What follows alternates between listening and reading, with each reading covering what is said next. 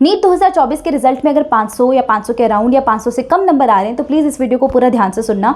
एक बड़ी बहन होने के नाते या योर फ्यूचर सेल्फ आपको एक एडवाइस देना चाहती है, जो वो खुद अपना एक फेज़ गो थ्रू कर चुकी है, उसको पता है कि क्या होगा क्या नहीं होगा, क्या करना चाहिए, क्या राइट अप्रोच होनी चाहिए। प्लीज़ एक एक पॉइंट ध्यान से सुनना, बहुत ज़्यादा इंपॉर्टेंट है ये वीडियो तुम्हारे करियर के लिए। देखो सीधे मुद्दे पे आती हूँ। मैंने सारे स्टूडेंट्स को ना 2 कैटेगरी में डिवाइड किया है। पहले वो जिन्होंने इस बार पहला ड्रॉप लिया था 12th के बाद या 12th के साथ, पहली बार वो नीट एक्सपीरियंस करके आए हैं और उनका एक्सपीरियंस बहुत ख़राब गया एनटी की कारनामे की वजह से, और उनको लग रहा है कि यार करें नहीं करें, वो कन्फ्यूजन में है ना। तो लेकिन मन में है उनके डॉक्टर बनना, तो वो फर्स्ट कैटेगरी के स्टूडेंट। और दूसरी कैटेगरी के वो स्टूडेंट जिनका नीट 2024 वाला सेकंड, थर्ड या फोर्थ या इससे भी ज़्यादा वाला ड्रॉप हुआ होगा। तो दोनों के लिए मैं अपना जेन्युइन ओपिनियन तुम्हारे सामने रखना चाहती हूँ। अब तुम्हारी मर्जी है कि तुम कैसे प्रोसीड करना चाहते हो, मैं तुम पे अपने थॉट्स थोप नहीं रही हूँ, तुम्हारी मर्जी है। एट लास्ट तुम अपनी फैमिली से डिस्कशन करो, तुम्हारा करियर है, यू हैव टू डिसाइड। मैं बस तुम्हें अपने एक्सपीरियंस के अकॉर्डिंग चीज़ें बता रही हूँ। तो जो फर्स्ट कैटेगरी वाले स्टूडेंट है उनको मैं जेन्युइनली और बिल्कुल बोलना चाहूँगी, आंख बंद करके ड्रॉप ले लो। अगर तुम्हें लगता है कि मैं अपना 100% लगाऊंगा तो 650 मार्क्स तो कहीं नहीं गए, तो बिल्कुल ड्रॉप ले लो, क्योंकि 650 मार्क्स तो मिनिमम चाहिए होंगे। कट ऑफ तुमने देख लिए इस साल की, बहुत हाई गई है। अगर तुम जनरल ओबीसी कैटेगरी से बिलोंग करते हो, 650 प्लस नहीं हो तो थोड़ा मुश्किल हो जाएगा, लेकिन इतने तो लाने ही पड़ेंगे। तो फर्स्ट कैटेगरी के स्टूडेंट्स के लिए मेरी ये एडवाइस। सेकंड कैटेगरी के स्टूडेंट हैं जिनका सेकंड, थर्ड या फोर्थ या इससे भी ज़्यादा वाला ड्रॉप है, इनको मैं कहना चाहूँगी कि भाई इमोशनल अत्याचार में मत आओ। तुम लाइफ के ऐसे स्टेज पर हो जहाँ पर तुम्हें इमोशनली थोड़ा भी मोटिवेट किया जाएगा ना, तो तुम तुरंत जाके एक और ड्रॉप ले लोगे, क्योंकि तुम्हारे मन में वही चल रहा है कि यार मुझे डॉक्टर बनना है, मेडिकल फील्ड में जाना है। क्योंकि मैं गुजर चुकी हूँ इस फेज से, तो मैं जानती हूँ कि यही सब चीज़ें दिमाग में चल रही हैं। तो एक बार थोड़ा सा तुम्हें सोचना पड़ेगा कि क्या करना चाहिए।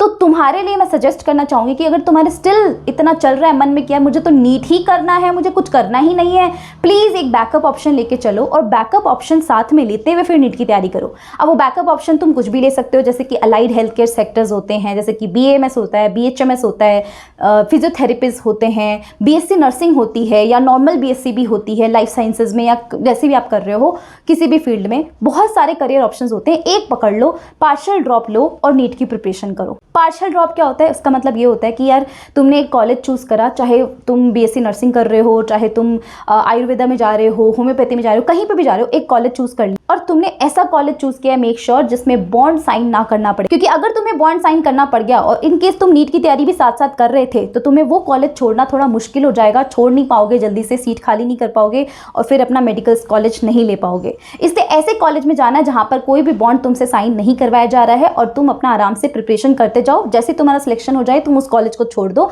और अपने मेडिकल कॉलेज में चले जाओ। ऐसे बहुत लोग करते हैं। तो partial drop is a very good option second category वाले स्टूडेंट्स के लिए, जिनके 2, 3, 4, 5 ज़्यादा ड्रॉप हो चुके हैं। और पहली कैटेगरी वाले स्टूडेंट जिनका फर्स्ट था, उनको तो डेफिनेटली ड्रॉप लेकर तैयारी करनी चाहिए। अगर उनको यही है कि बस मुझे डॉक्टर ही बनना है, तो एक चांस खुद को देना चाहिए।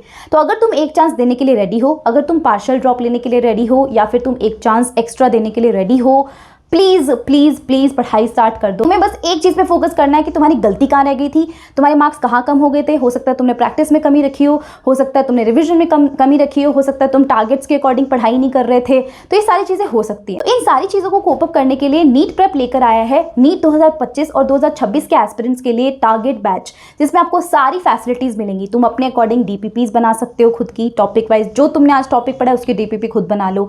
तुम अपने अकॉर्डिंग अपने टारगेट सेट कर सकते हो, क्योंकि हर दिन आपको टारगेट सेट करने पड़ेंगे और टारगेट्स के अकॉर्डिंग पढ़ाई करनी पड़ेगी। हवा में तीर नहीं चलाए जाते हैं कि हम बैठेंगे, हमारी मर्जी होगी, पढ़ेंगे, नहीं होगी तो नहीं पढ़ेंगे, ऐसा नहीं होता। टारगेट सेट करने पड़ेंगे कि ये दिन का टारगेट है तो कंप्लीट होना चाहिए। ये तुम ऐप में जाके खुद सेलेक्ट कर सकते हो। जैसे सुबह उठो, ऐप खोलो, टारगेट सेट कर लो और अपना DPP भी बना लो जैसे से तुम्हारा टॉपिक कंप्लीट होता जाए। इसके अलावा यहाँ पर तुम्हें फ्लैश कार्ड्स मिलेंगे फास्ट रिविजन के लिए, माइंड मैप्स मिलेंगे, क्वेश्चन तुमसे गलत हो जाता है उसके वीडियो सोल्यूशंस तुम्हें मिलेंगे, जहाँ पर तुम्हें प्रॉपर्ली बताया जाएगा कि यार ये गलती हो गई है तुम्हारी और ये क्वेश्चन कहाँ से उठकर आया था। साथ में प्रीवियस ईयर क्वेश्चंस, NCERT की ई बुक्स भी तुम्हें मिल जाएंगी अगर तुम्हारे पास नहीं है। लिंक डिस्क्रिप्शन बॉक्स में मैं इस बैच का दे। और हाँ, एक और चीज मैं तुम्हें बता दूं, इस बैच से प्रैक्टिस करके नीट 2024 के रिजल्ट में 4 टॉपर निकले थे, जिसमें 720 में से 720 उनके मार्क्स आए हैं। बैच ये काफी ज्यादा बेनिफिशियल रहने वाला है तुम्हारी प्रिपरेशन जर्नी में, तुम्हारे रिवीजन के अंदर। तुम्हें फास्ट ट्रैक रिवीजन करवाना हो, चाहे किसी भी प्रकार का रिवीजन हो, क्वेश्चन प्रैक्टिस हो, बहुत सारे क्वेश्चंस तुम्हारे पास अवेलेबल होंगे,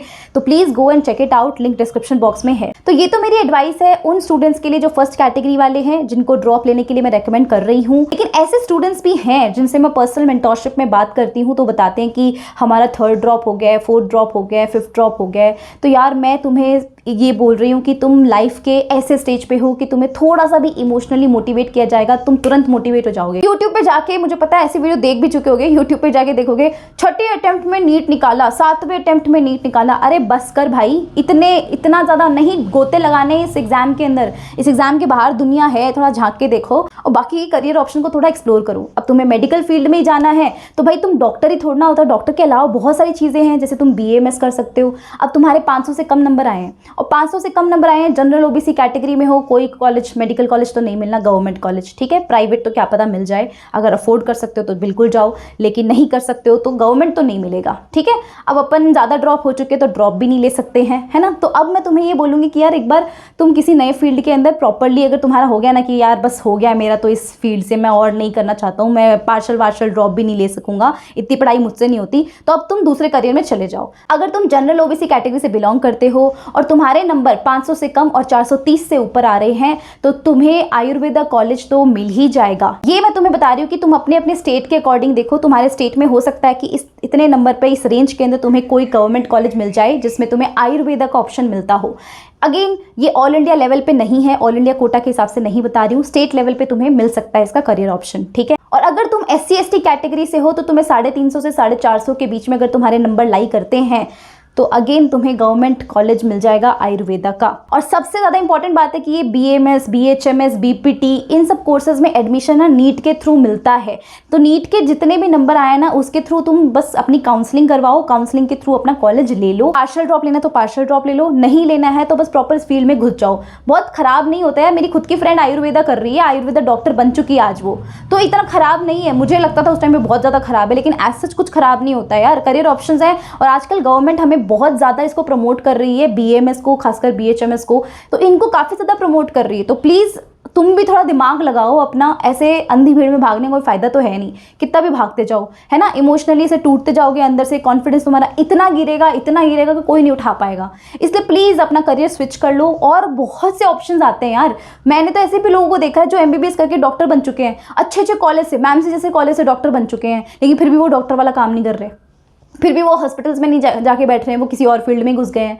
तो ये भी होता है यार, मतलब तुम्हें आगे की रियलिटी नहीं पता ना, इसलिए तुम्हें लग रहा है, तुम बच्चे हो, तुम्हारा दिमाग उस हिसाब से चलता है कि यार मैं तो यही बन जाता तो अच्छा रहता, डॉक्टर बन जाता तो अच्छा रहता, खानदान में इज्जत बढ़ जाती है ना। मुझे पता है ये थॉट्स आते हैं, लेकिन एक प्रैक्टिकली तुम्हें थॉट देना पड़ेगा इस पे, है ना। स्टेट वाली एक बार काउंसलिंग करवा लेना, BAMS के लिए, BHMS के लिए, फिजियोथेरेपिस्ट भी तुम बन सकते हो।